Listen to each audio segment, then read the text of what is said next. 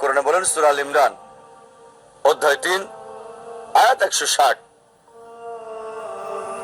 যদি আল্লাহ চান কেউ পেছনে ফেলতে পারবে না, আর তিনি সাহায্য না করলে কে আছে এমন যে সাহায্য করবে? আর মুমিন লোকগণ কেবল আল্লাহর উপরে ভরসা করেন।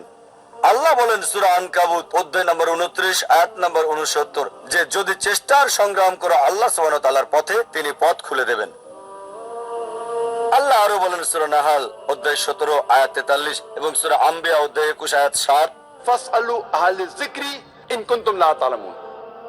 যদি তোমরা না জানো তাকে জিজ্ঞেস করো যে জানে, তার কাছে যার জ্ঞান আছে। তাই সফলতার জন্য প্রথম আল্লাহর উপর ভরসা, দ্বিতীয় হচ্ছে চেষ্টা করা, সাধনা করা আল্লাহ সুবহানাহু ওয়া তাআলার পথে, তৃতীয় হচ্ছে যে জানে তাকে জিজ্ঞেস করা। পরিকল্পনাটাও জরুরি, গন্তব্য থাকাটাও জরুরি। এই লোকদের দেখো যাদের ভাগ্য তোমার চেয়ে খারাপ, সেই সব লোককে দেখো না যারা তোমার চেয়ে বেশি ভাগ্যবান। তা না হলে তোমরা আল্লাহ তাআলাকে স্মরণ করায় অবহেলা করতে পারো, তা না হলে প্রতিপালকের প্রতি অকৃতজ্ঞ হয়ে যেতে পারো। তাহলে নবী বলেছেন তাদেরকে দেখো যাদের ভাগ্য খারাপ।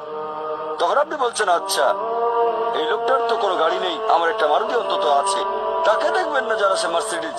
ও আমার মার্সিডিজ নেই কেন?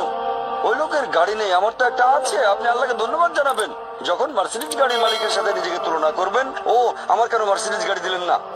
তাদেরকে দেখবেন যাদের ভাগ্য খারাপ। তাহলে আপনি আল্লাহ সুবহানাহু ওয়া তাআলাকে স্মরণ করছেন। আর এটাই বৈশিষ্ট্য মানুষের। এরকম একটা গল্প যে এক লোকের মনে অনেক দুঃখ, কারণ তার কোনো জুতো নেই। তারপরে সে একটা